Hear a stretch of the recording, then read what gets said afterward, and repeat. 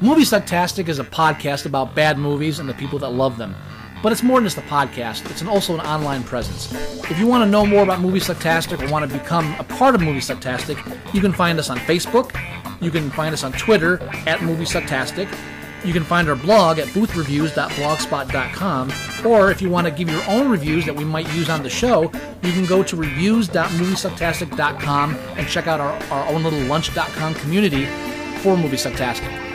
Check us out and become a part of the show, because the only thing more fun than a bad movie is sharing it. You're listening to Moviesucktastic.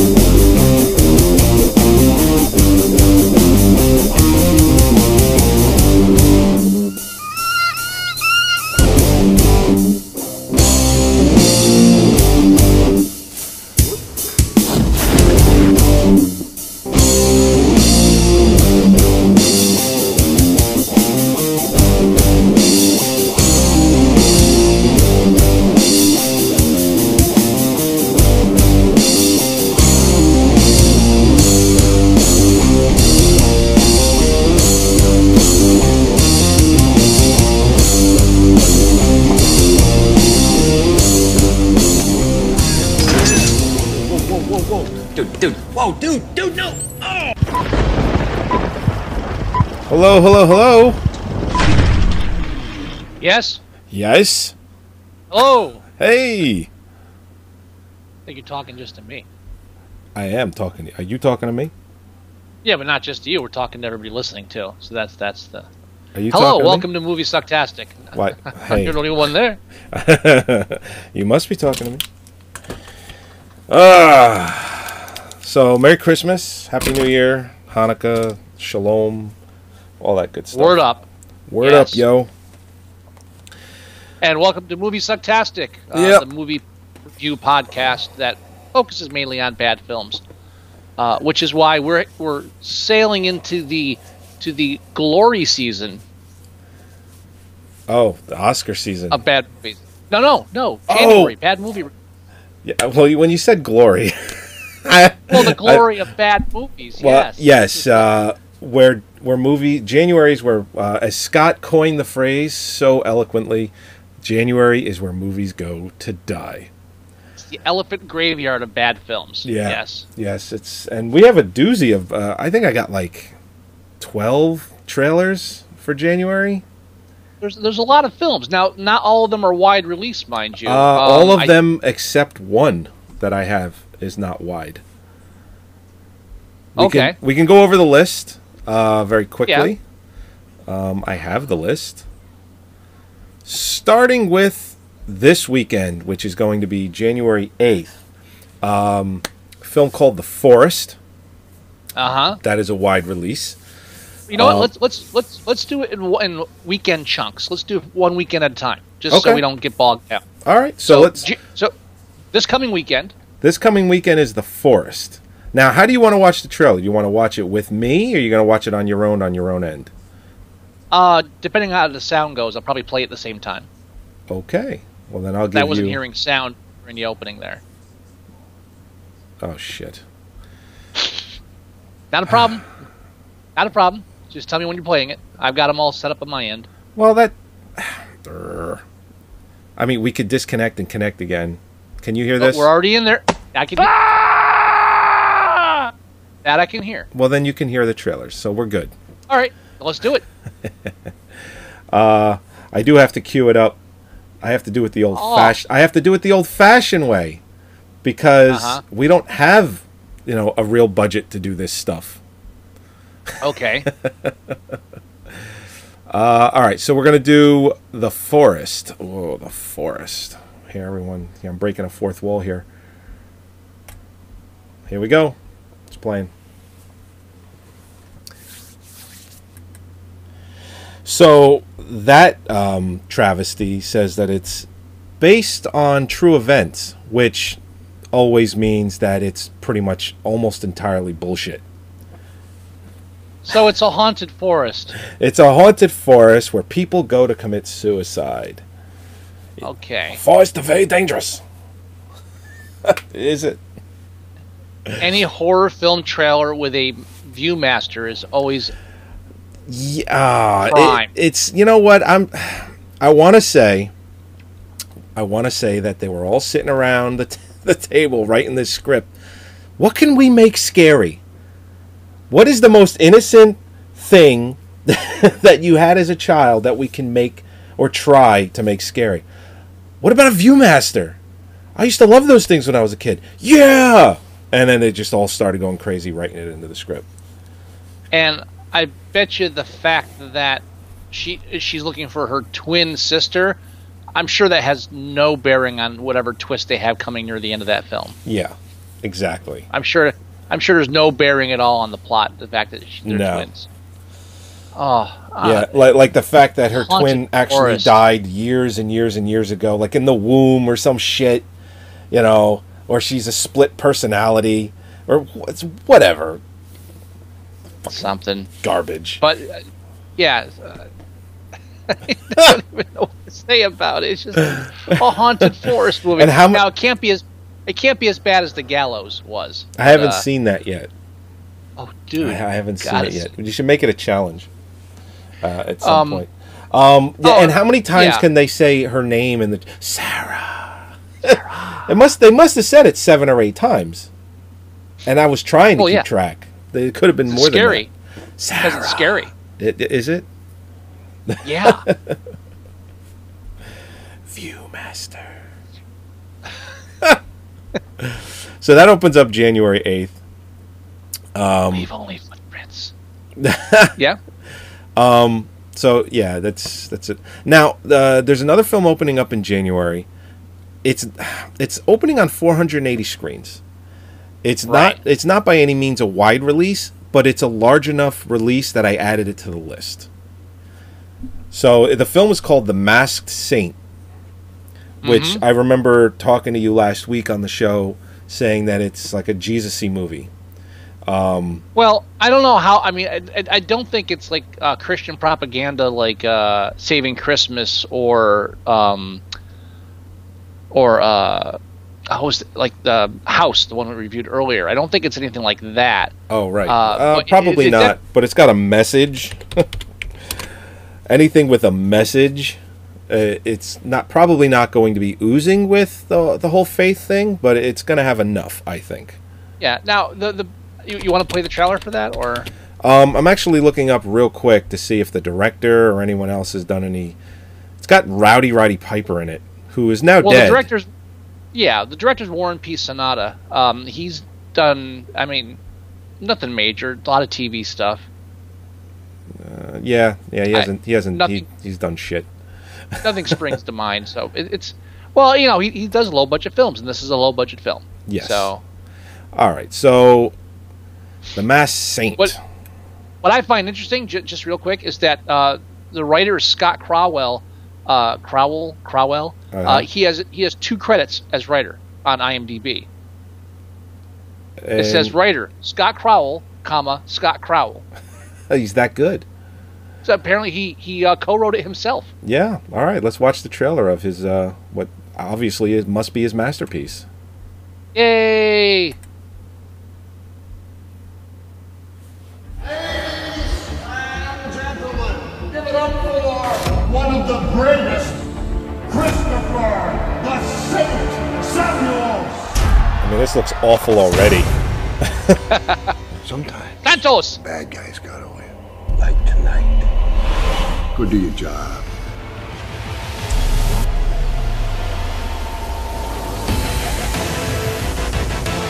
Is this a sequel to The Wrestler? I wish. I would challenge The Keep just based on that alone. Just the way he screamed like a little girl. Now you have to look after the church. Pastor Chris, welcome to Westside. He pulled all his funding from us. We have all these bills in arrears and no way to pay them. There were threats made by local gangs, and the church isn't doing so well. What are you doing? Are you praying? Remember, the world can only be changed by our action. Now, apparently, there's a mass vigilante out there beating people up. You don't say. Where in the Bible does it say thou shalt not wrestle, huh? Not bad. Yeah, it's preachy. Yeah, you are. You just don't know it. Sometimes you should just quit. While you're ahead. They even tried to go with the Aronofsky style music.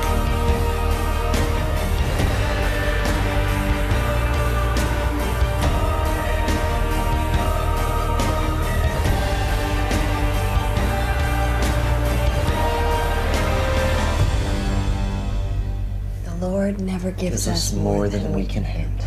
I know.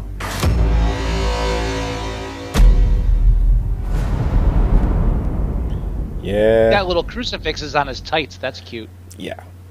That's real fucking preachy. Shouldn't this be like a TV series? This is like something that would come out in the 80s. This, The Masked Saint. Yeah. Every week a different parishioner would confess like that they're being harassed or something, and he would go use that knowledge to go solve, stop the crimes. Yeah, sure. I mean, well, what was that show with what's his name? He was. Him? Yeah, that guy. The fuck was it? He was on.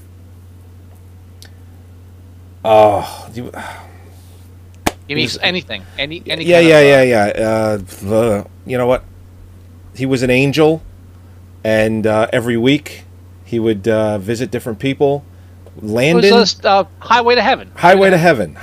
What was the actor's name? Landon? Even I'm like Michael Landon. Michael Landon. Yeah. Yes. It's been so long since he was relevant. Yeah. Now, man. No, I don't mean it in a bad way. No, yes. When was the last time you thought of Michael Landon? Yeah. Now, IMDb says that The Masked Saint is based on a true story about one pastor's mission to help his community by risking his identity and returning to his former life as a wrestler. Oh dear God! So I guess it's true. True story. Well, it obviously didn't happen on this coast because we would have heard about it. It looks very direct-to-video-y. Yeah, but it is going to 408 on 480 screens. So I don't know why. Well,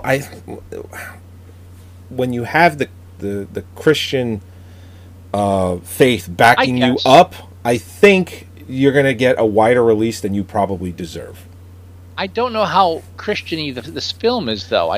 They mentioned the Bible and God at least 4 or 5 times. So did Contact. It's pretty. No, it didn't. Not in the trailer. Not in the trailer. They want you to know that God and Jesus is a part of this movie. He's a pastor, so yeah, that's going to come into play too. I'm just saying I don't see this as being as preachy as something like Saving Christmas. There's definitely a religious message to it, definitely but I'm not. This doesn't seem as propaganda-ish as some of the other stuff coming out. I would think that it's going to be as preachy as any other Kirk Cameron type film, like Fireproof or the one about because there's wrestling. You got wrestling in there. There's still not enough time to be preachy. Which looked lousy, by the way. I wonder how those wrestling moves work on the street when he's. I bet he's not doing any backflips on the street. Just my guess. All right, so that finishes off that weekend. January 8th weekend. Oh, what about The Revenant? That is not a true January film. That film. Why is it not a January film? Because it was limited release in December, and it went for the Oscars. For the Oscars, right, okay. And it went wide. It goes wide. I don't think it goes wide until the 18th of January. Well, what I'm looking at says the 8th. The 8th? Okay. Yeah, it's 3,000 screens plus on the 8th. Oh, you're right. It is. You're right, it is. Yeah. But yeah, no, that is an Oscar film. So right, which I've already seen. So I haven't seen it yet, but I'm going to very shortly. Very interested in that. I enjoyed it very much. But yeah, well, speaking of Oscar films, we are going to start reviewing those because the nominations are out next week. Woohoo! And they're actually out next Thursday, so that evening, the Oscar noms won't even be cold yet. We'll be reviewing all of those movies and talking about those movies, the Best Picture nominations, the Best Screenplay, Best Adapted Screenplay, Best Original, and all that. So we're reviewing 2 films a week in order to get them all in before the Oscars. Yeah, we'll release them. We'll stagger them on their releases, but we'll be doing 2 a week to get them all in because by doing that, our 200th episode should be. I don't think it'll be before the Oscars, I think. So I don't know. We'll see how that works out. Well, either way. All right. Actually, I think it might be one of these Oscar films. So we might have to skip a week to do a 200th episode, then back to Oscar films. Well, we'll play it by ear. Yeah. Now, weekend of January 15th. Yeah. What's next? Well, we got our choice of 3 different movies. Which one do you want first? Let's start with 13 Hours. You want to go Michael Bay right off the bat? Yeah. Okay. All right. Here it is. It's coming up.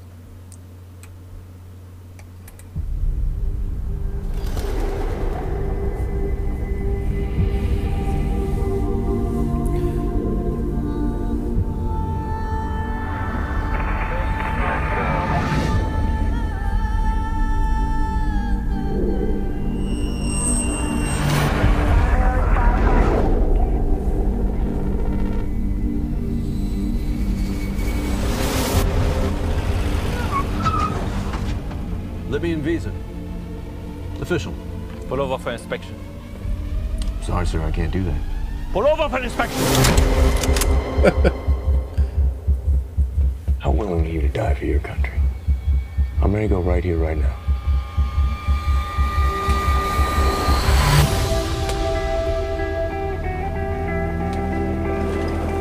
Hey everybody, this is Jack Silva. Jack. We train SEALs at Coronado, so he knows the drill. Welcome to Club Med.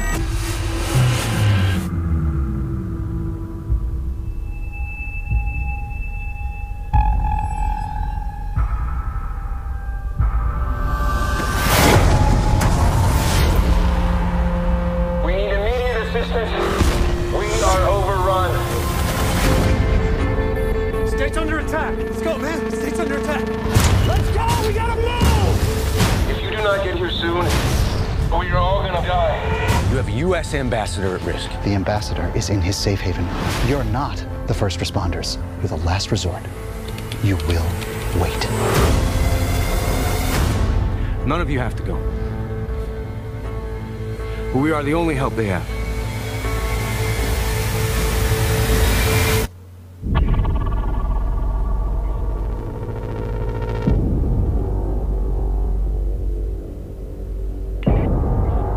Called fire support. Never came. You're not giving orders anymore. You're in my world now. We have 36 American lives to save.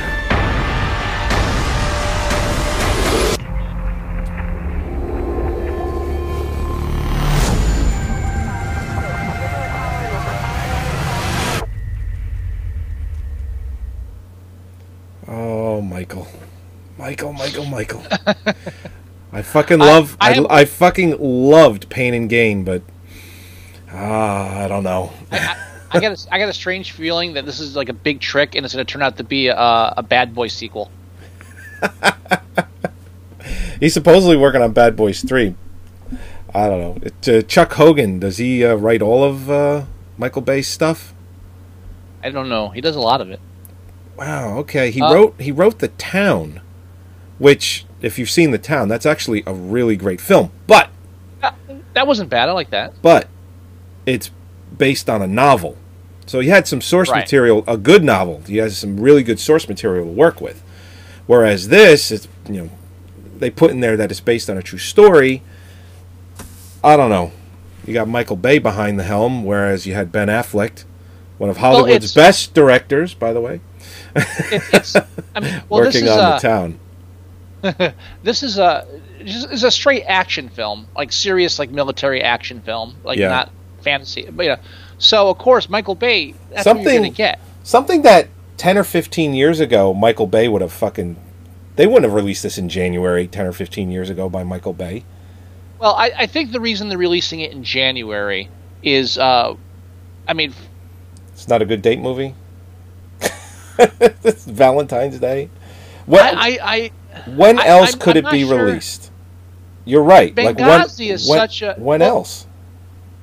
It's such a weird thing to make a film about because it happened. Like the only reason it's really, stuff like this happens all the time. There's always attacks. There's always Black Hawk Downs, and when you pick something, it's because it has a special resonance. Right. And there's just as an example, if you go to IMDb right now and you go to their the message board, right, be prepared to read about politics, and nothing really about the film. And how many times Hillary Clinton's name will come up, and or just reading the names of the subjects of the posts. Hillary, when Hillary win, regardless of this, can't even spell.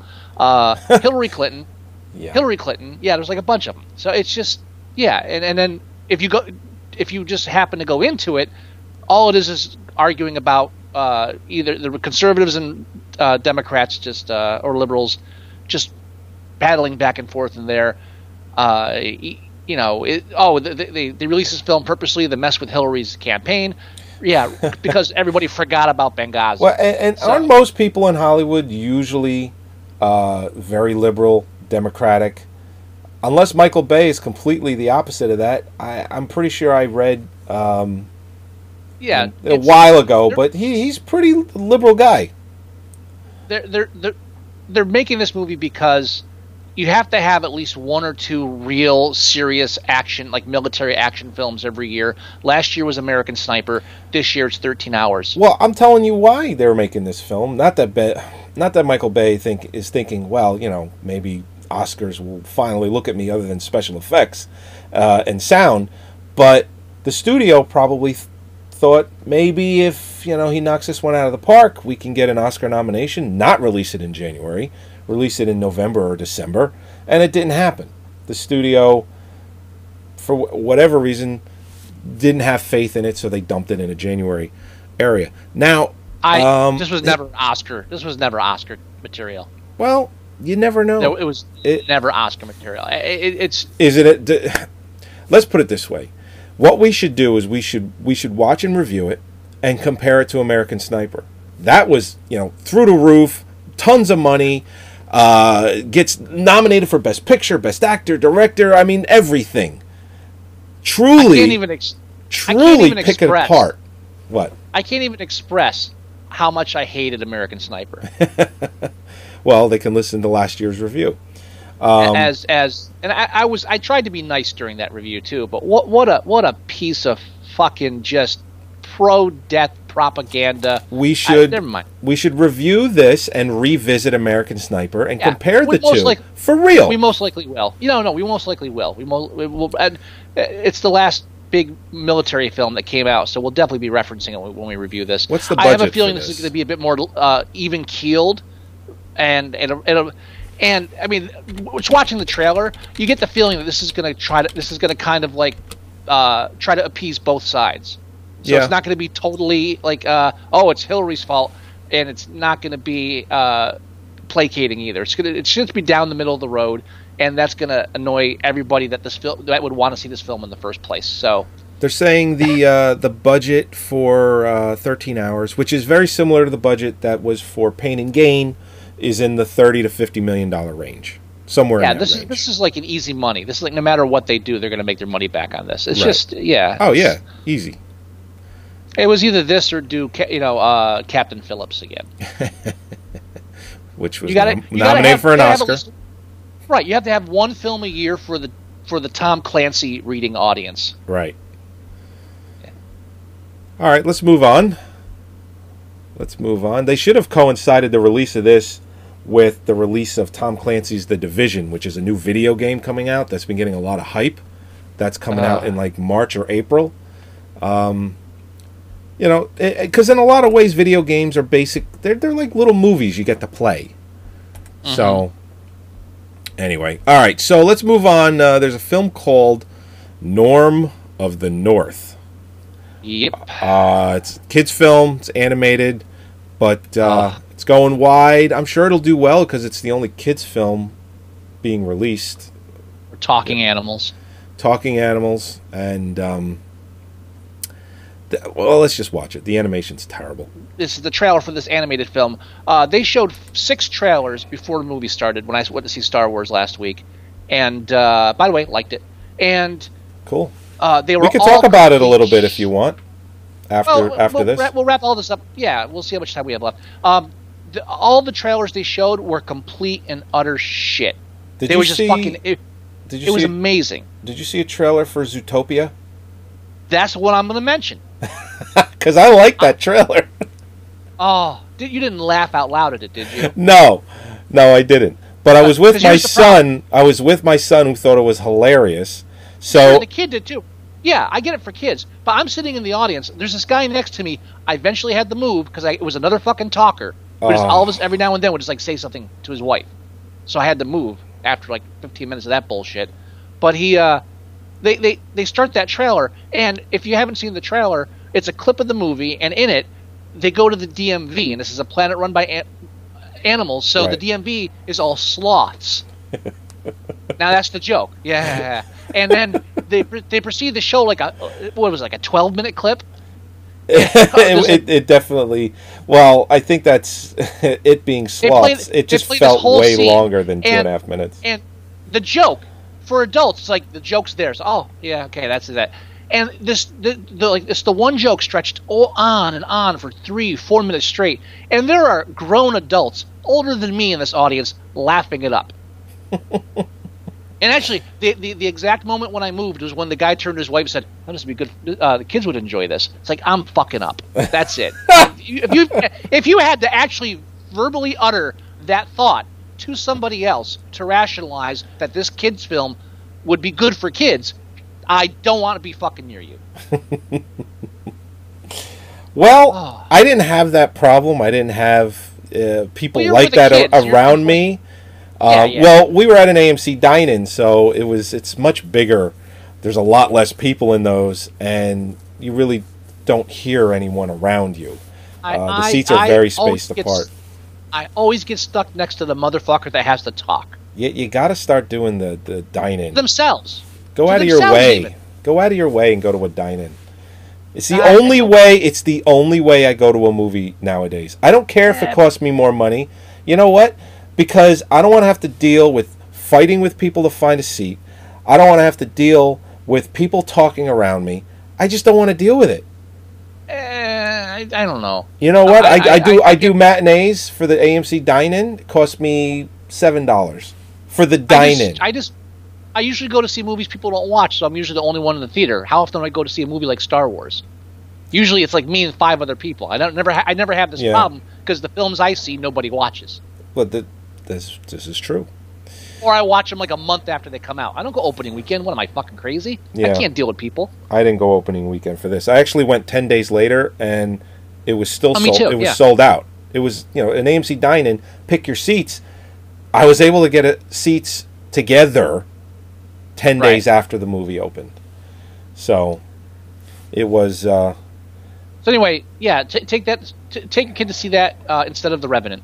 I chuckled.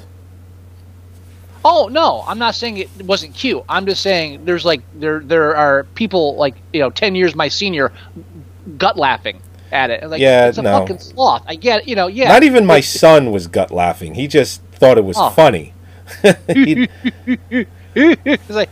like they're still laughing into it like 2 minutes later. Like, stop. And you said you had to move? I switched seats with Lilith. I was like, I can't sit next to this fucking guy. She had an empty seat next to her, so we just moved over one.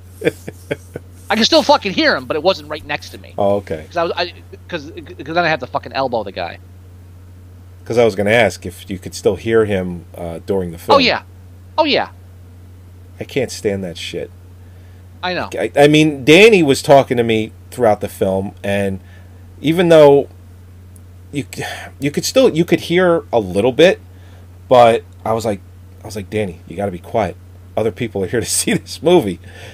It's a kid. You expect that. He's a kid. Yeah, right, but he was asking me questions about the movie. And he was asking me questions about Han Solo and the Millennium Falcon and the lead girl who he thought was pretty, and it's just like, all right, we get it. You need to be a little bit more quiet. It's just like, it wasn't so bad that let's put it this way. There's a difference between a kid talking during a film because it's a kid and this grown adult who knows to shut the fuck up. Well, exactly.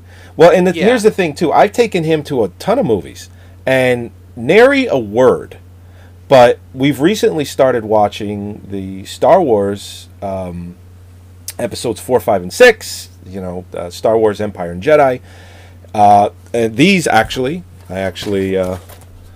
these here, I burned these myself. These are the Harmy collection, the despecialized editions. I've mentioned those on the show. If you don't have them, get them. So we've been watching those, and he absolutely loves them. So this was a little bit of a different experience. We go to see Star Wars The Force Awakens, and he's asking me all kinds of questions because he's genuinely excited. He wants to know what's going on, and that's great. And, again, not 57. Correct. Right. Yes. So, but it's the first time I've taken him to a movie, and I had to say, you need to be a little more quiet because you're talking too much. Other films, like I'll take him to see Hotel Transylvania, the Lego Movie. He's just watching it. He don't care. He's just having a good time, eating popcorn. This one wants to know everything. Why did this happen? Why did that happen? Ooh, that was cool. Is this going to happen? This happened in the movie. Is it going to happen here? Just couldn't get him to shut up. So, anyway. Next. Hold on, I lost my mouse cursor. Here it is. Now, we got, the last film for January 15th. Scott's going to love this one. It's Ride Along 2 with Kevin Hart and Ice Cube. Now, this was before you play it. Yeah. Or did you? No. Quick, I'm good. When Ride Along, the first one, came out, I remember it was one of those things where you go to the theater and they show all the trailers, and like if you play the game, watch all the trailers before the film starts, and say, okay, which one would I go see if I had to go see one? And I remember seeing the trailer for this in the theater, and the other movies were so bad, I was like, I'd go see Ride Along. That's Ride how Along bad the other one was. It was the lesser evil of all the trailers they showed, so I'm not too biased against Ride Along too. Okay, although this is one. I haven't watched any of these other than just the little TV spots that are on TV, because all of these movies are ready to open up in the next, obviously this month. Right. This is bad. Let's watch this.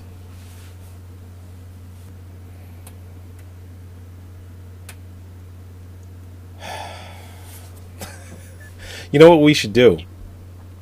You know how you said you watched all the trailers and you play a game, which one would you go see? We should make that choice out of all the trailers we're playing tonight. Which one would you go see? I'll make my choice, you make your choice when we're done. Always a good sign when you don't laugh once during a trailer for a not even a half crooked smile. You know what? This makes me want to see Cop Out. Yeah. Once again, could just as easily be Bad Boys 3. Although there's a little bit of it possibly being like 23 Jump Street or it's just there's nothing there. No. Although I will say, like Kevin Hart, I don't mind Kevin Hart. I'm okay with him. You know what movie I was watching recently? I didn't watch all of it. Mare was watching it, and I just happened to walk by, and I ended up watching about 15, 20 minutes of it, and I didn't mind.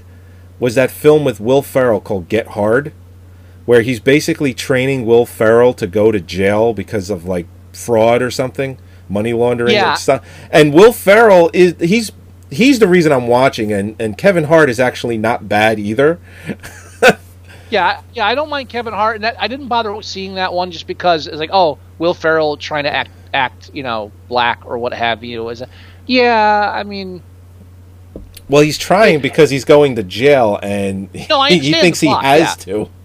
Yeah, I just like Will Ferrell. I really like Will Ferrell, but I also try to avoid the ones where it's Will Ferrell doing that. Yeah. Like this whole the father thing. What was it? Father's Day. Daddy's home. Daddy's home. Daddy's home. Yeah. No. Which is a monster fucking hit. I think it's ready to cross 100 million soon. Because everything he fucking does is a hit, except the one film I love that he did, Land of the Lost. Yeah, the budget was gigantic on that. It was over 100 million, and it made nowhere near that. Yeah, I think the ratio is every third Will Ferrell film I just avoid. But this doesn't look bad. It looks boring. Yeah. Yeah, I think I could sit through this and not really laugh at all, but I don't think I'd be too upset. It's formulaic. That's all it is. Now, the last ride-along film, did that also have a January release, or was that? I don't recall.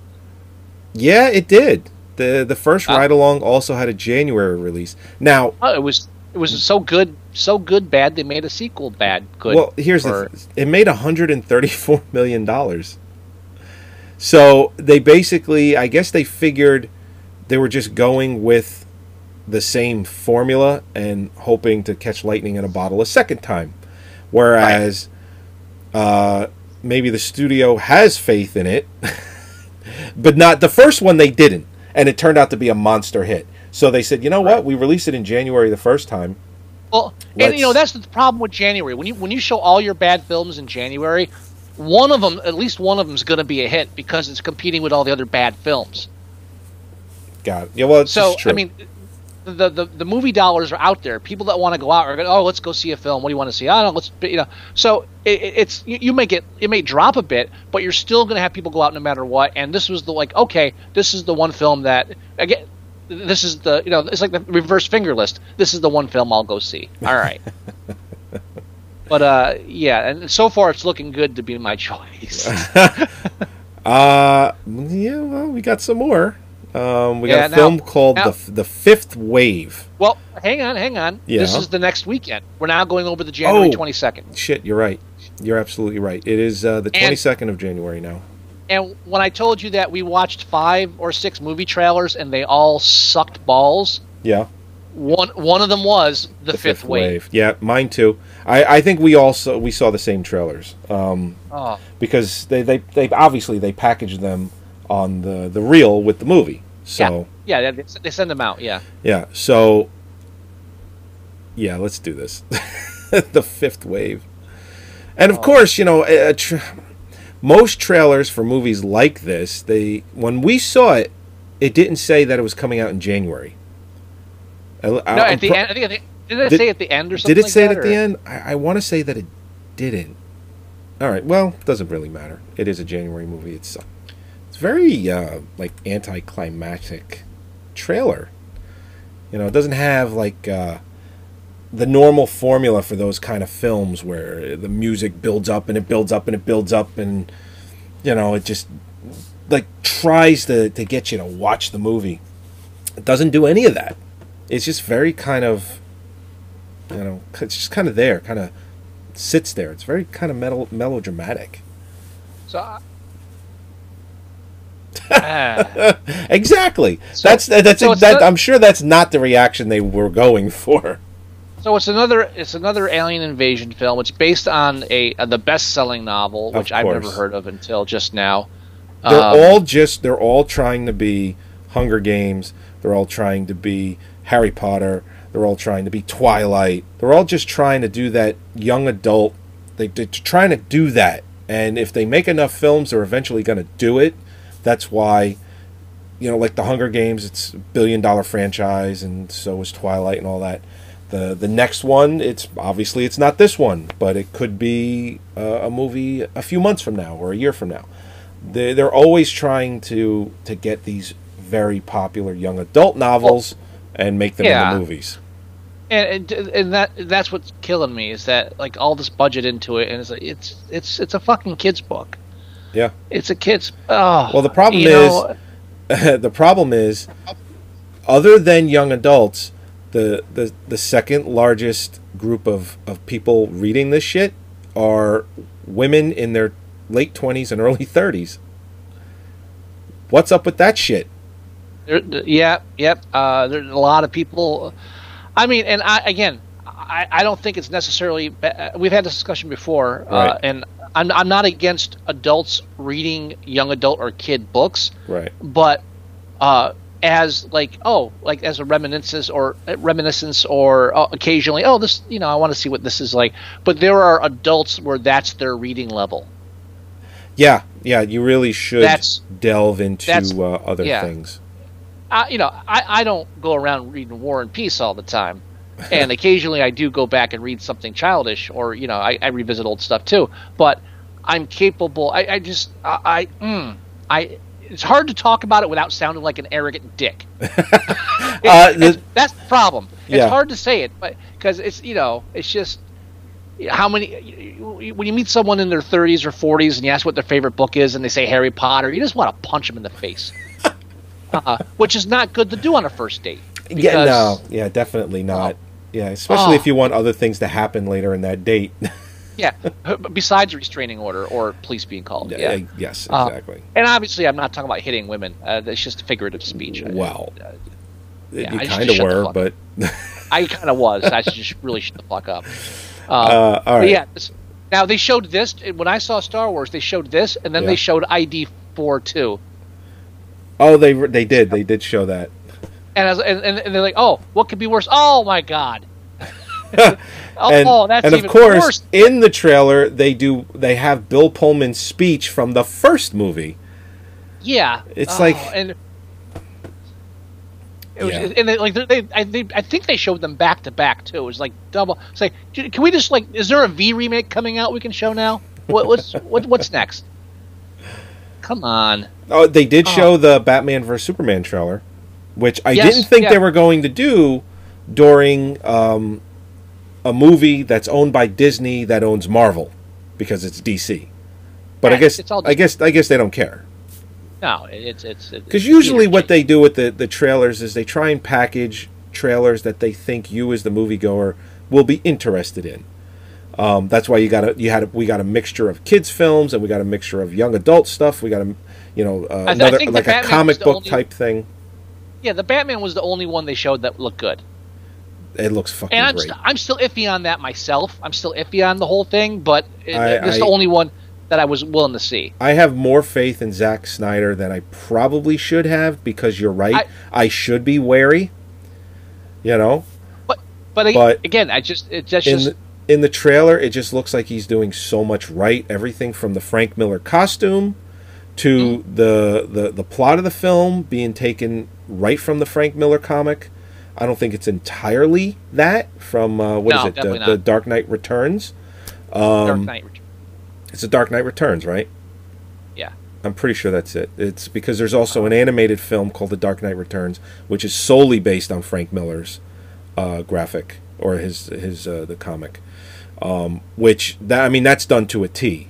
This has a lot of those elements, so I kind of know what's going to happen in the film, but they're introducing Wonder Woman and I believe Aquaman, and of course, Doomsday is in the trailer. I did not know they were bringing Doomsday in, which is fantastic because I think that's one of Superman's best villains, which hopefully will move into the next Superman film where it'll be Doomsday as the villain, because up until the last film, the Man of Steel, it's been Lex Luthor almost every fucking movie. It was so refreshing, even though it was Zod. Too, though. Yeah, well, he is, but even though and you have to have Lex Luthor, but no, you don't. To base you Lex, really don't. No, you do, because he's an don't. iconic villain.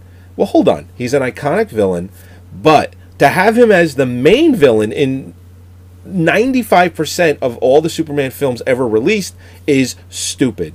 And the fact that Doomsday is in this, he'll realistically be the next villain in the next Superman film.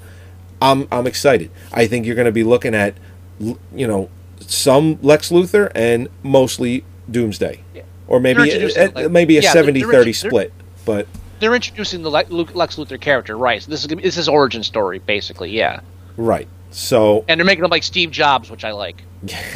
But at some point, I'm assuming he's going to go bald because he has long hair. It's the origin, right? Yeah. Eventually, yes. So, something bad will happen, and he'll go bald. Yeah. Yes. And he'll blame Superman. But this looks just boring as hell. And it's called the Fifth Wave, and like the whole film goes through all 5 waves. Then why is it called the Fifth Wave? Yeah. I don't know. No, I know. But yeah, that's definitely looks, and that's another one where it just looks. It doesn't look bad as much as just boring. It's like, okay, we've seen this before, and the young girl, their version of Katniss goes, it's more formulaic bullshit. Yeah. All right. Yeah. Let's ending January 22nd is the Robert De Niro, Zac Efron film Dirty Grandpa. Yay! And I got the Red Band trailer, so let's have a little fun with that. Yep. They've been doing some TV spots with that exact scene at the end, and they've been CGIing underwear on him. Because the scene is so good, they need to show it anyway. Yeah. Zac fucking Efron. That's all I have to say. I want to hate him, too. But I kind of don't. I don't know. I don't know why. Why don't you hate Zac Efron? I hate movies that he does, but he just seems like if I hung out with him, he'd be cool. I don't know why. No. He's done nothing to redeem himself in my eye. No. Not even 17 again. No, just 17 again. Fucking body swap movie. No, that's not even that. That's not a body swap movie, is it? He goes back in time. I forget the plot of that. He goes back to his younger self. I thought, but that. How does that fucking movie work? I don't remember. Was that the one? Corey Matthew Perry switches. He doesn't switch bodies because it's Matthew Perry just goes into the body of his nephew, or he's okay. That's what it is. Yeah, he goes back in time, right? It's like a back in time body swap thing. Body swap / time travel thing, yeah. Yeah. Anyway, Zac fucking Efron. So and I remember when Musical? Robert De Niro used to be an actor. Yeah, when he was getting nominated for Oscars just because he was in the movie. I mean, I don't know. This is just. I'm like numb now. I'm like numb. I don't know what it is about today. I can't take all of this. Here's what's interesting about Robert De Niro. Robert De Niro was your method actor. He would gain 100 pounds to do a role, lose weight to do this, gain 100 pounds to do another role. Like he would become that character. He was that kind of an actor. Took it very seriously. Always did serious material. And he was one of those actors where you would say it'd be neat to see him in something where he would step outside of that shell completely. Whether it's a comedy, whether it's a romantic film, whatever. Just step out of what he normally did. He was one of those actors where people really wanted to see him do something different. He always did something different, though. Hold on. I mean, he did a lot of different stuff. I'm going somewhere with this. Okay. No. I'm talking about he's branched out into comedies, where he didn't do that. Well, he just started taking the money, and there's nothing wrong with that. I mean, no. Analyze this and analyze that. Great, do it. But what I mean, like he'd do a film like Midnight Run, and even though it had funny, like a comedic element to it, it wasn't a flat out comedy. It was kind of like a 50-50. It was like an action comedy. But he was still delivering like that traditional De Niro performance. But Meet the Parents. Meet the Parents was the beginning of the end for him. That's it. No. You're right. It was Analyze This. Analyze this. It was analyze this. Now, But what I'm getting at is he was that kind of an actor, that serious actor that people would say, oh, it'd be neat to see him do something totally off the wall, like, say, a comedy. Then he did it. People liked it. And he just hasn't... He did it back then, too. That's what I'm saying. Is that he did comedy stuff back then, too. King of Comedy is, like, the only thing he did, and that's a great movie. I slightly disagree with what you're saying. After King of Comedy, what else did he do? I'm saying he was a diversified actor. He didn't do just straight serious roles. He did stuff with comedy in them as well.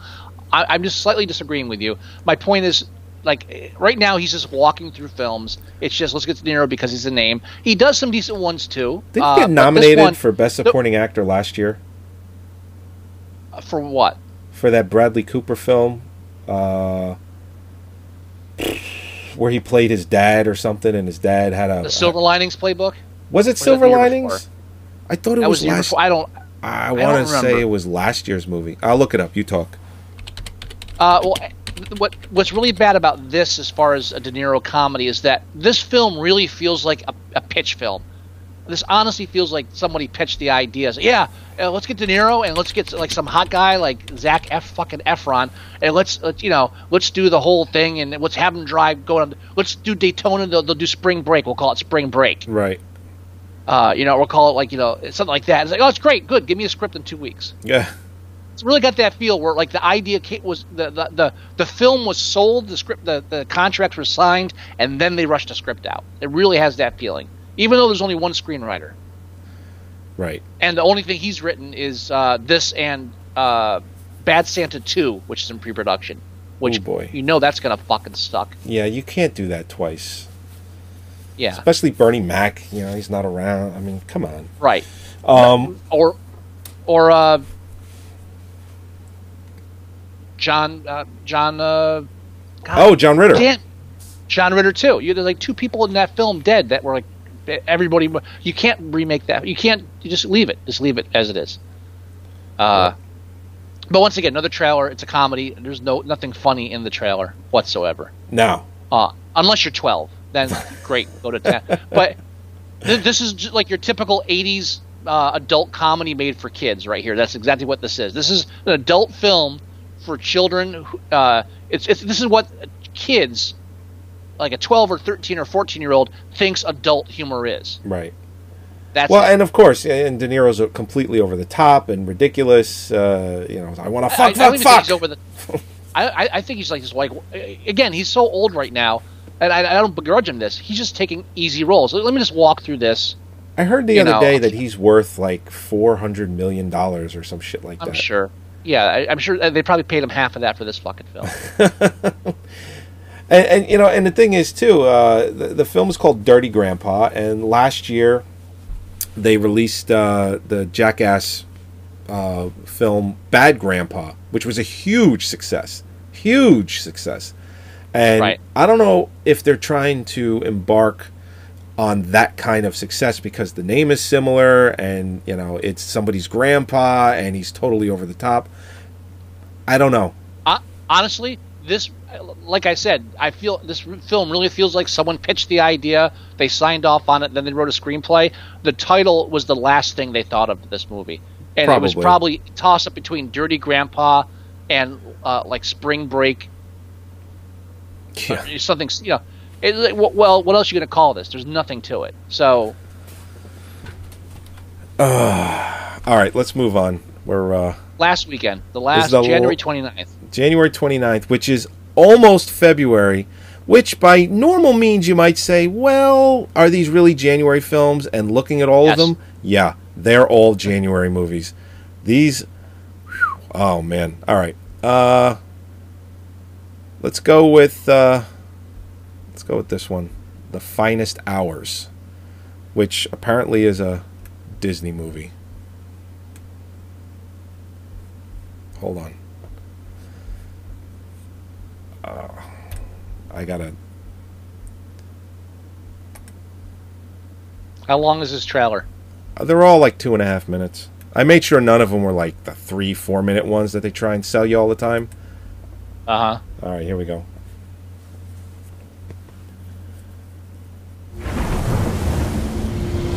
This is trailer 2.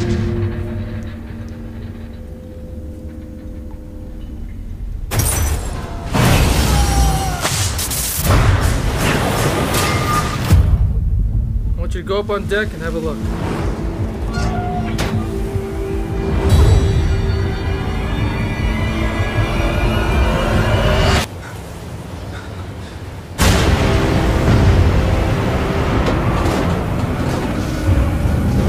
We got maybe 3 hours, and then we sink.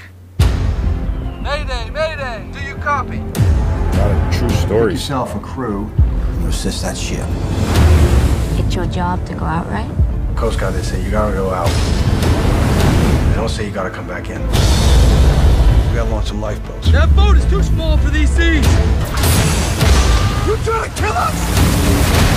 Every fella here wants to live. The only way that happens is if we work together. Wait! I'm not giving up on him. The compass is gone! We lost the pumps.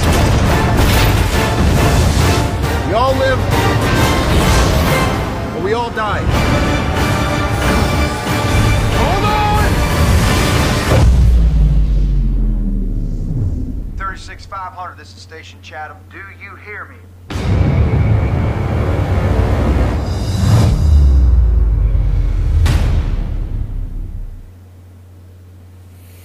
Now, something tells me that that movie is, I don't know. Long. No, I was gonna say fibbing a little bit. They're making it bigger than it is. Call me crazy. They're embellishing. That's the word I was looking for, that I was stalling on. I don't know. The Coast Guard, the most heroic. The finest. Yeah. They had to call it the finest hours because the working title was "What Happened to the Back of the Boat." We're gonna need a bigger boat. This is obviously a film they did just because they knew they could do the special effects and it looks cool. Yeah, and I bet Disney, when they gave them the money to make it, they never thought that they'd be releasing it in January. They were hoping that this would be definitely. like a May, June, July release, and it's not happening. I wonder if it didn't test well. They're cutting their losses on this.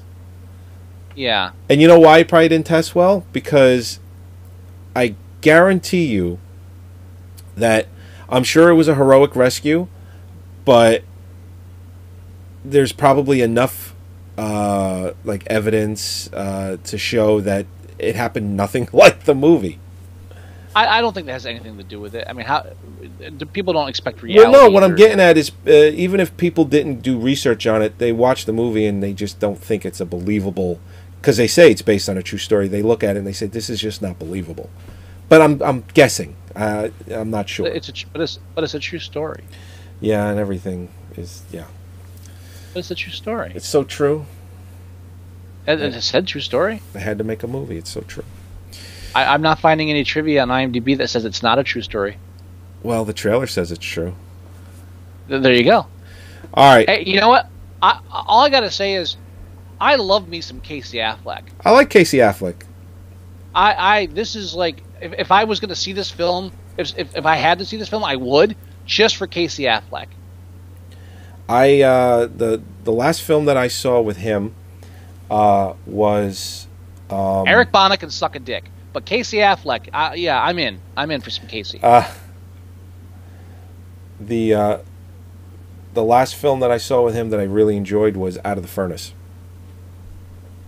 the one with Christian Bale. Oh yeah, that where was they good. played brothers. I really liked that one. Mm-hmm. All right, let's go ahead and do this. We're almost done.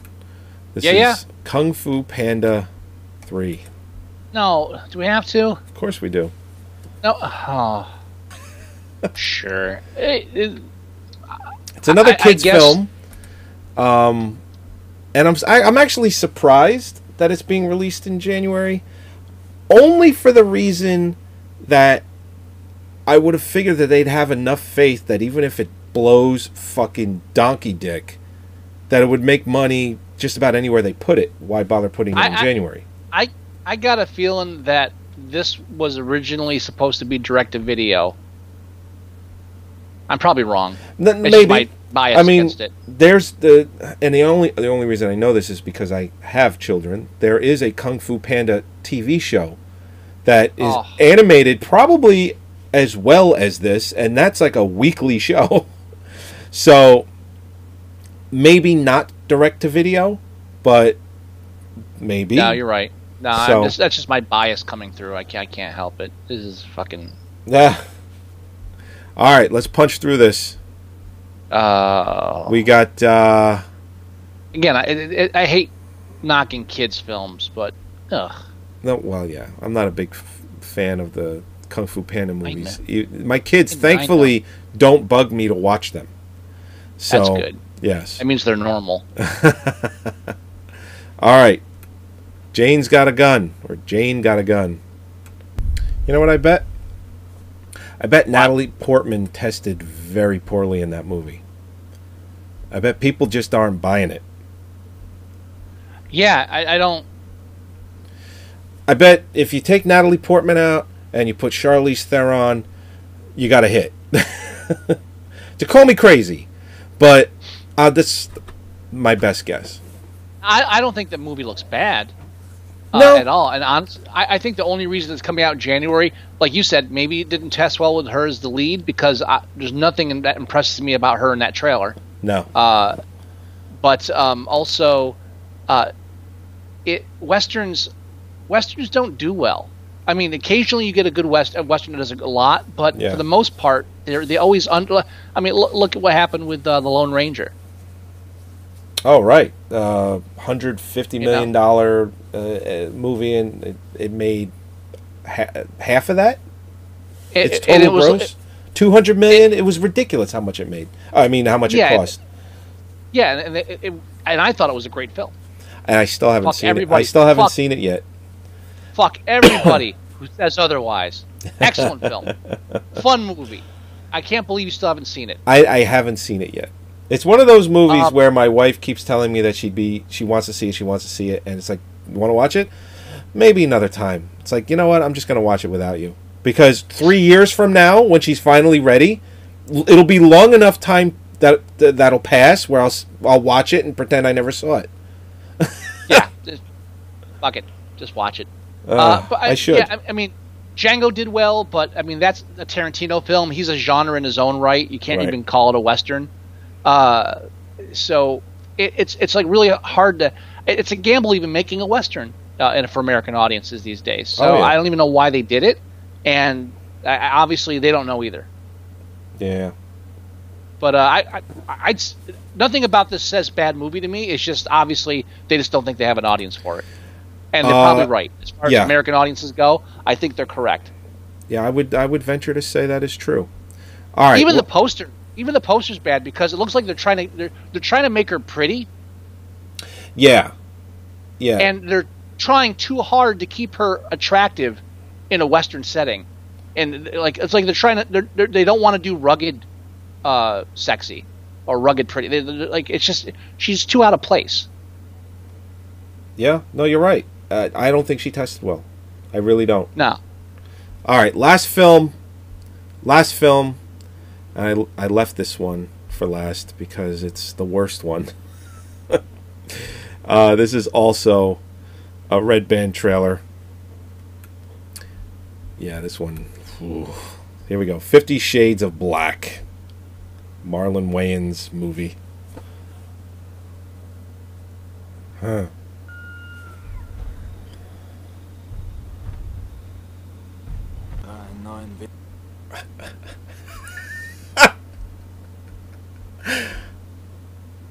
I'd watch it. I think I'd watch it because we have to watch it for the show. My only problem with it is that in order to get half the jokes, I've got to watch the real film. Yeah, 50 Shades of Grey. And that is, I don't know if I want to. It's not worth it. You know what we should do? we should review both movies. Oh, don't put that on my shoulders. Oh. I almost want to say we can do a new bit, but I don't know how often the bit would happen where it's 50 Shades of Grey, and then this is obviously a parody of that. We're not going to have time to. I can't imagine. Not have time to review this. No, we're not. Well, we'd have to wait for it to come out on Blu-ray first anyway, which probably is going to be next month in March. But no, realistically, that bit wouldn't work that often because you got a movie comes out and then a parody of it. It usually doesn't happen. It's very rare that this quickly it usually doesn't happen. Usually. It's almost always a comedy that parodies a serious film, so like this, yeah. Yeah, so it doesn't happen too often, though. Usually it's not just one film. Usually it's a series or a genre. Well, yeah. But then again, 50 Shades of Black was around so much as the best-selling book and was making so much news before it ever made it to a film. They made a film just because it had so much press. Yeah. So that I can see why they did the parody. And the fact that it was a self-published book, too. And poorly written. Very. Oh, my God. There's memes all over the internet with just excerpts from the book, and it's like, wow. Because I never read it, but I'm like, wow, that's really in there? Holy shit, this is bad. So that's our January... our yearly January films podcast that we love to do. I'm already looking forward to next January. And this January, I'm going to try to see every single one of these in the theater. Don't make me watch these. No. We're not going to have time because we'll be doing the Oscar films. Yeah, but I good. plan on trying to watch all of these, and I'll try to fill you in at the beginning of the shows. Yeah, now, we could do like little micro reviews for them. So out of the films that we just went through, what would you actually want to see or say be okay with seeing in the theater? Not necessarily what do you want to see, but what doesn't look like it that you what would you, if someone said let's go see this, what would you actually say? All right. As of right now. Well, let's do it this way. The Forest, hell no, right? No, fuck no. The Masked Saint, fuck no. Fuck no. All right, 13 Hours. Oh shit! There's one more movie that we didn't play. What? I thought you were done. Hold on. Where was this one? What? Which one? Oh, it was. Oh man. All right. It's called The Boy, and that's going wide. It's a horror film. Oh, I didn't realize that was going wide. It's going wide. Oh, okay. Shit. All right, we got to play this. Ah, god damn it. It's another 2 minutes. Don't get your panties in a bunch there. You threw me off. God damn it. How did we miss this? All right, here it is. I was following your lead. We're just trying to do magic over here. Actually, I think it's more like they said, let's do Annabelle, but actually make it scary. Oh, yeah, that's right. Annabelle, that movie only came out a couple years ago. Yeah. So, last year, I thought. Was it last year? Yeah, The Conjuring was like kind of a semi-weird sideways sequel to The Conjuring, which was the year before, I thought. I don't know. All the years are blurring together to me now. But I actually wouldn't mind seeing this. This looks... It's nothing... It's not too original, but it looks creepy enough. Yeah. So is that your answer, then? Is this the movie you'd see? Well, it's one of them. I would sit through this. It doesn't look... I would sit through this. I would not, unless it was like a challenge for us, sit through The Forest. No, fuck that movie. That looks fucking horrible. But this looks like it has potential. Even if it's not great, it's still, looks like some thought went into it. Well, yeah. And maybe the studios just, Annabelle didn't do well and The Conjuring didn't do well. And it's like, you know what? We made this movie and we're not feeling it. So they threw it in January.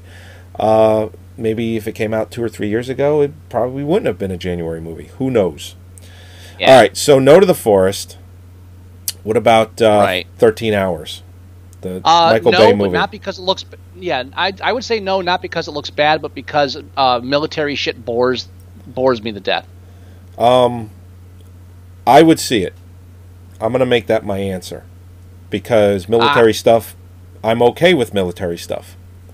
I'm okay with it, but I just be bored shit. I'd really rather not. I like, the Black Hawk Downs, and I did like American Sniper, and don't care for Black Hawk Down. American Sniper didn't like. Right. So I'd be okay with 13 Hours. I would see that.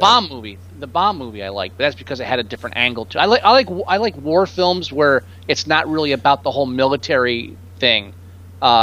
There's just like a whole level where it's just I'm gonna jerk off to the just the whole military code sign and Right. flanked left bullshit. It doesn't thrill me. I don't play the bomb movie. Oh, you mean the Hurt Locker? Yeah, Hurt Locker. Okay. Yeah, okay. That's a whole different thing. But yeah, I won't read Tom Clancy. I don't play fucking Special Ops or Call of Duty, what have you. I just don't care for it. Just me. So no. Yeah. Okay. But yeah, if a bunch of people said we're gonna go see 13 Hours and that's the movie they picked, I would be. I'll pick you up when you're done. Yeah, I'd be the most okay with it. Or The Boy. Though that's probably the two films that I'd be fine with. Yeah, I mean Jane Got a Gun as well. I don't think that looks bad. I would be fine with that. Yeah, although like I said, Natalie Portman, from the trailer anyway, I'm not feeling her in this movie.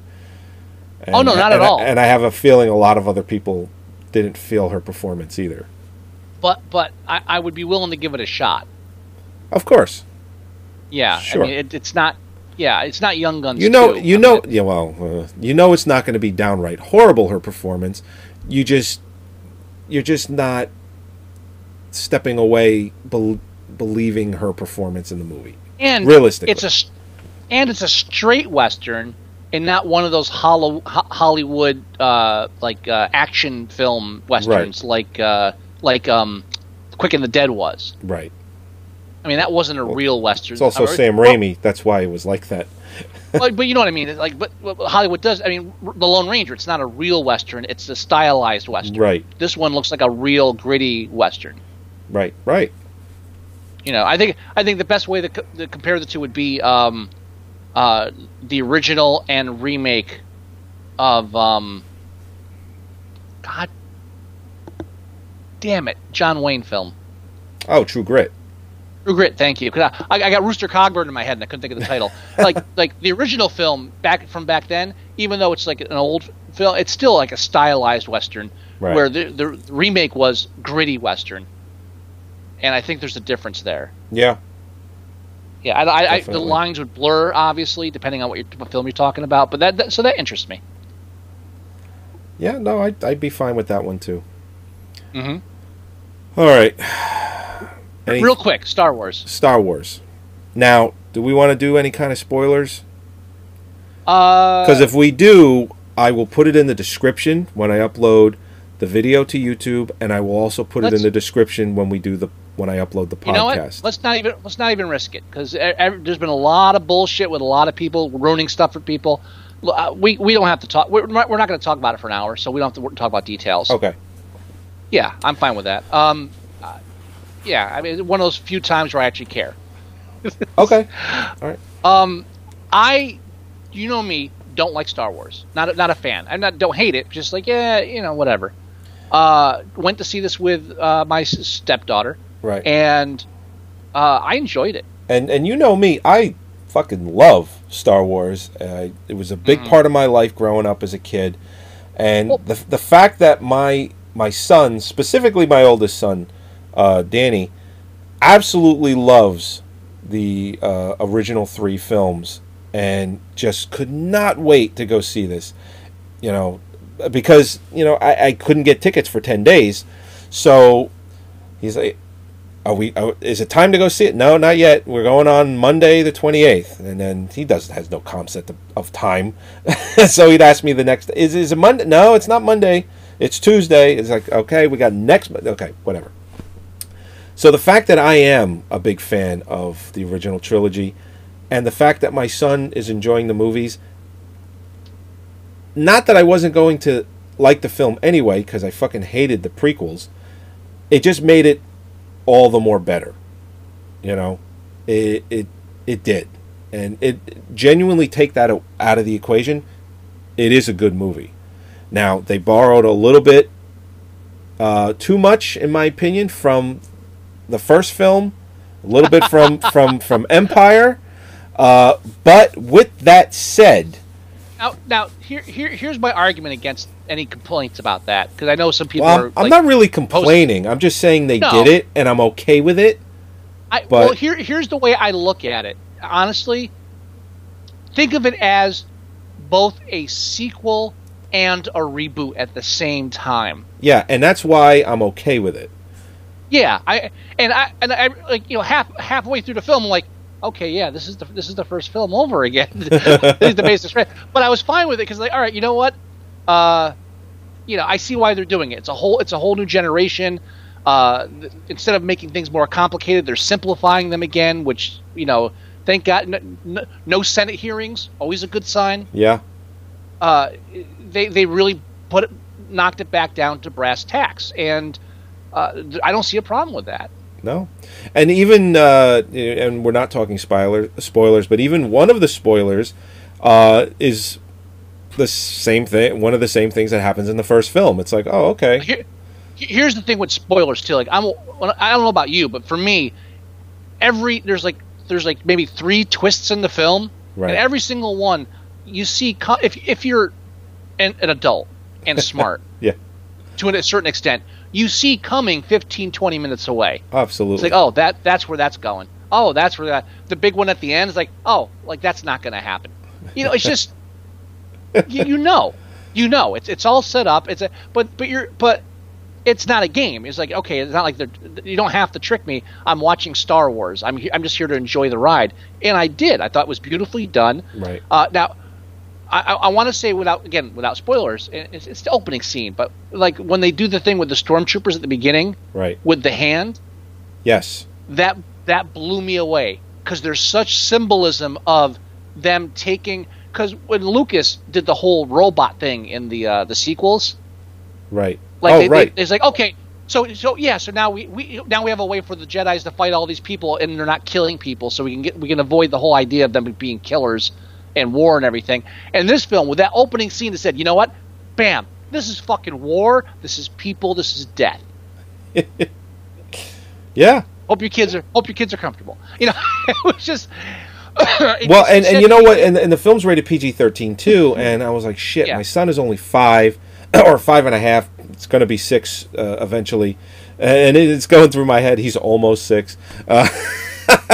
That's a old joke. Anyway, but I thought it was like a soft 13. You know, I thought it was kind of like a hard PG. Like before the PG-13 rating came out, this absolutely would have been a PG. You know, pre Raiders, Temple of Doom kind of situation, Gremlins. So I really thought it was a soft 13, and not that I'm happy or mad about that, but it was like, well, I knew my son could digest it and not have a problem with it. Mm-hmm. So. Yeah, and I think I think if you look at the original films and then the 3 sequels, Lucas managed to infantilize the idea of war, and everything became more soap opera-ish, and there was less urgency in the idea of like death. So with this one, it's not more violent, but just with little shots like that, it makes it that much more real, and you can take it more seriously. Oh yeah. Yeah, so I thought it was great, and I think the fact that I love the fact that the 2 lead characters are a woman and a black man. So there's a small segment of white America that's a little angry about that. Yeah, there's been. Well, yeah, that is true. I think they're in Oregon right now. And, oh God, let's not. I think there's more people angry about the fact that there's a black man as one of the leads in the movie. There have been some pretty ignorant posts about that too. Oh yeah, exactly. And you're gonna get that, you know. And considering that the movie has made, nearly $2 billion, people don't give a fuck. There's only a small percentage of racists and bigots that do. Yeah, the only problem is everybody hears them because that's what gets transported across the. Well, you know what? I mean, major news organizations reading people's tweets like it fucking matters is the kind of world we're living in right now. So that's why those people get heard more than anything. You get 5 people saying stupid racist shit, and of course, Bob Johnson tweeted. It's like, who fucking cares what Bob Johnson tweeted? Unless he just said, I'm pulling the trigger now. Goodbye all. Well, yeah. But even with that. And the pull back to the movie, the one thing I'm going to say too is there were 2 specific scenes in the film where all I thought to myself was, J.J. Abrams watches Robot Chicken, and he realized he couldn't avoid the humor here. Well, yeah, that's the thing. This is one of the most humorous Star Wars films too. It's not like the comedy funny, but it's definitely there's plenty to laugh at in this movie. Got little things like even the BB-8 robot has a couple of good laughs. Well, no, he's got a couple of good laughs. I mean, come on. That the BB-8 thing, that's the only part where I can't get past the whole. All right, you were planned in a boardroom for toys, and it's like I can't get past that with that thing. Yeah, but but everything in Star Wars. The marketing department thought you up, and you were added to the script. I don't even want to look at you. Well, Neil deGrasse Tyson has already said that a robot like that would never move in the sand. Because of the circumference of the body of the robot. And you know what? Neil deGrasse needs to shut the fuck up and pay attention to science. No one cares what he thinks about a movie. I love Neil deGrasse, but you know what? Shut the fuck up and go critique like the science stuff. Well, that's what he's saying. He's saying that that's what he's saying. He's saying that a robot like that, because scientifically, would be impossible to roll around in the sand. Right. And lightsabers can't exist either. Shut the fuck up. We don't care. I see what you're saying. Yes, that's true. Yes, it's a photon lightsaber could not. It would just go on forever. There's no way to stop it from emitting all that light. But again, that's why no one asked you. Or if they did, they shouldn't have. This is nobody did. Yeah, he just did it. And at least it's not like avatars. Oh, everything here is scientifically possible. Okay, James. Yeah, well, when is fucking Avatar 2 coming out? It's never coming out. Don't even talk about it. They've been making it for like 3 or 4 years. Oh, they're not. No. If I keep saying that, it'll go away. I remember when they were saying he was going whatever, he was deep sea diving, and he was doing underwater shots for Avatar 2. No, it's not. No such thing. I don't know what you're talking about. But I just wanted to mention the Star Wars. Everybody's reviewing it to death, and I don't want to go into a detailed review because it would involve spoilers and stuff. But I mean, I don't really care. Should I use it as the movie still for our YouTube video, just to get some extra hits? That way, if some schmuck tells us that we're doing it for hits, we can actually say, "Yeah, you're right this time." Because one of the things I wanted to mention is our YouTube page, and I know. Now 2 weeks ago, or 3 weeks ago, we did our Christmas episode, which was Saving Christmas, and I was backlogged 2 prior episodes for the podcast, but not the YouTube page.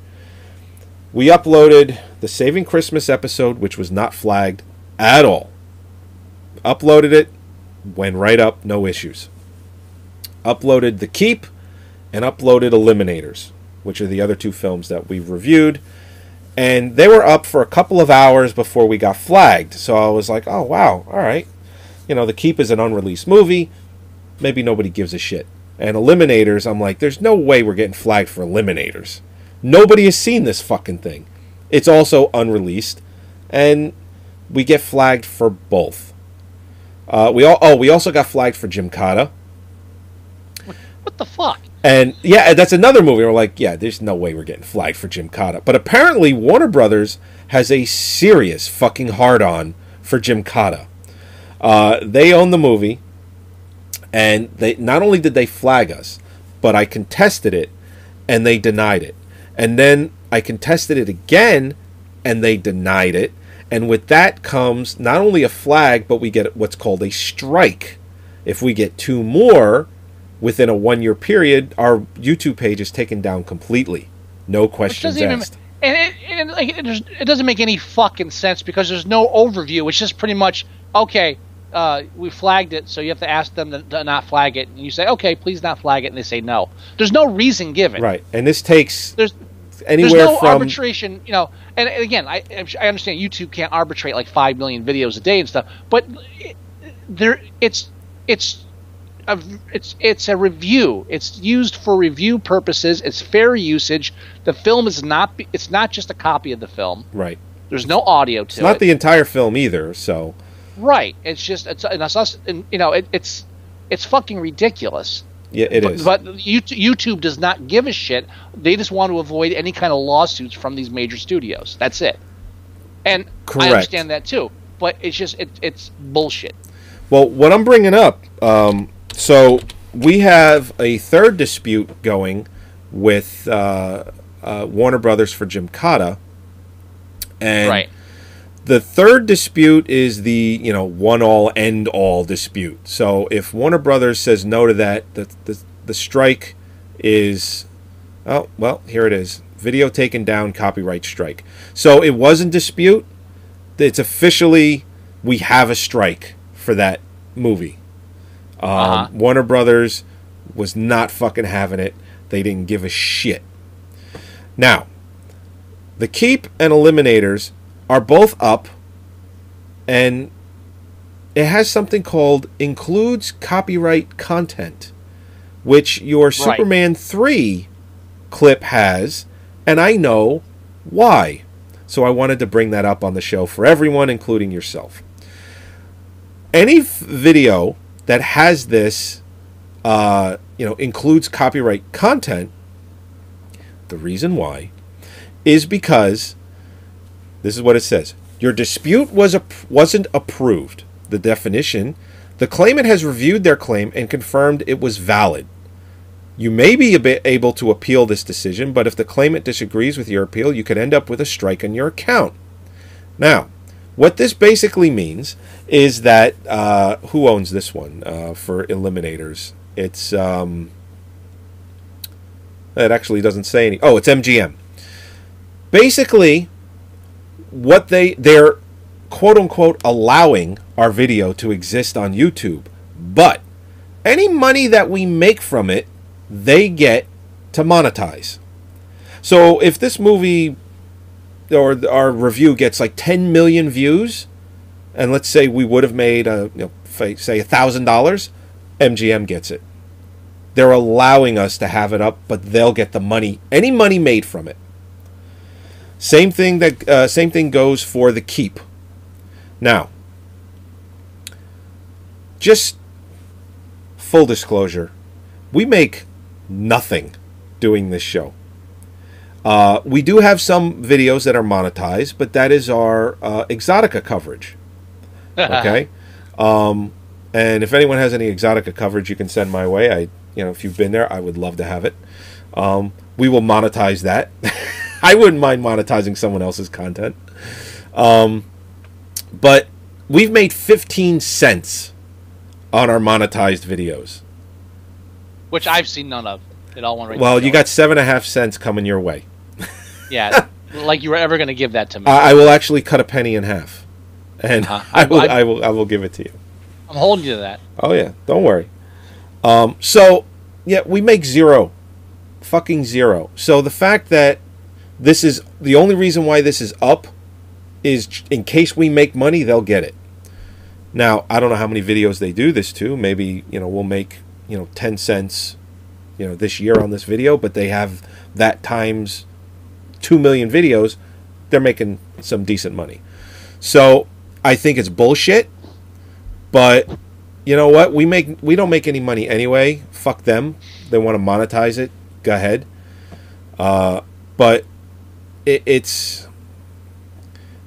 where we're at right now.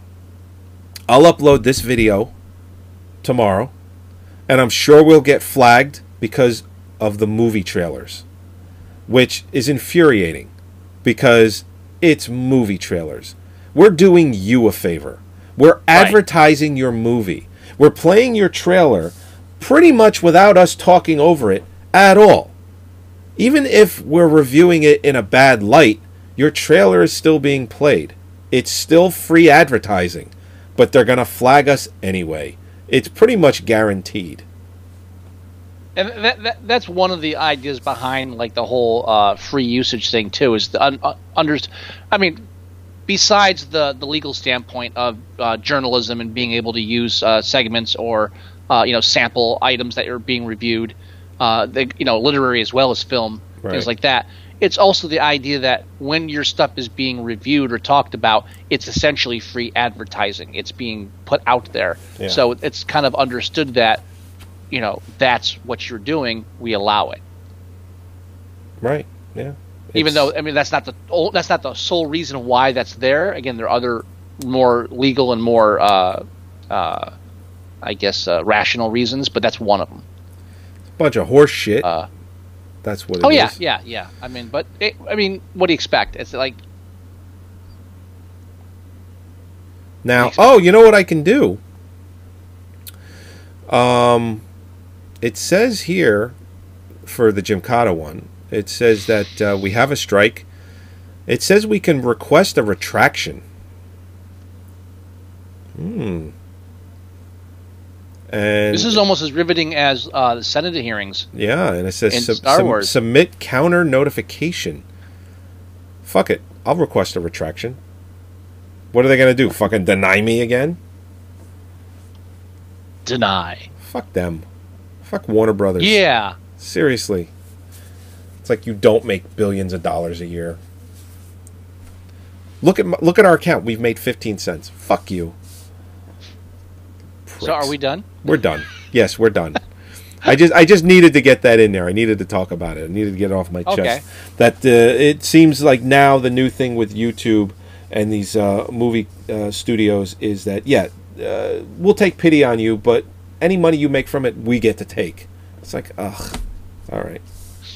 Totally bypasses the fair usage rule. But you know what? We don't have lawyers that will hand them a 1,000-page document that says, here, they're okay, leave them alone. Whatever. Deep breath. Calm blue ocean. Calm blue ocean. Calm blue ocean. All right. So how was your Christmas and New Year's? Was it good? Yeah, it was all right. Yeah, it was good. It was good. Yeah. That's all right. That's all right. I still got a birthday gift for you. Yay! This is how long it's been since I've seen Scott. He had a birthday in September, and I have a birthday gift to have given him in September, and he doesn't have it yet. It's too long, man. We got to get together soon. I agree. Definitely. All right. This is episode 193 of Moviesucktastic. I know. 7 episodes shy of our 200th. We will do something for that. We will figure it out. It will not be movie reviews, I'm sure. But go to our website at moviesucktastic.com. Download any of the shows there. You can watch the show live every Thursday at 8 o'clock and sometimes Wednesday, like tonight. You can go to our iTunes page and you can download the show there as well, or you can listen to it. You can go to our Facebook page at facebook.com/Moviesucktastic. Everything we talk about on the show ends up there. Everything from movie trailers to the movie, the episodes of the podcast itself. You can also leave us voicemail at 908-514-4470. If you want to email us, the address is themovieguys@moviesucktastic.com. You can go to our Tumblr page at moviesucktastic.tumblr.com. You can also download the free Android app for your phone, your tablet, your phablet. Scott loves phablets. It's 100% free, and everything I mentioned is in there.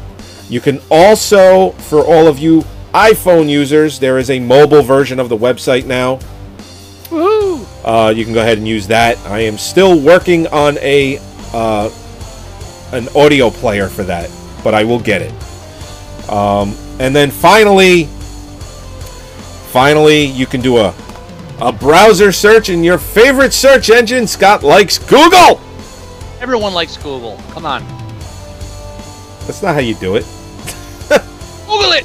There you go. Just do a search for Moviesucktastic, and we show up just about everywhere. All right, everybody. We will talk to you next week when we do the Oscar nominations for 2015. They will be announced Thursday morning at, I believe, 5 in the morning West Coast time. So it's going to be 8 o'clock East Coast time. So if you're like me, you will be streaming that live, and we will talk about that evening. It'll be it won't even be cold yet. No. I mean, it'll still be on the 11 o'clock news after we're done with the podcast. It's going to be pretty neat. That's right, but don't watch that. Listen to us instead. That's right. Tune in live next Thursday at 8 o'clock for the Oscar nomination show. Yeah. All right, everybody. We'll talk to you next week. Oh, yes. Bye-bye. Bye.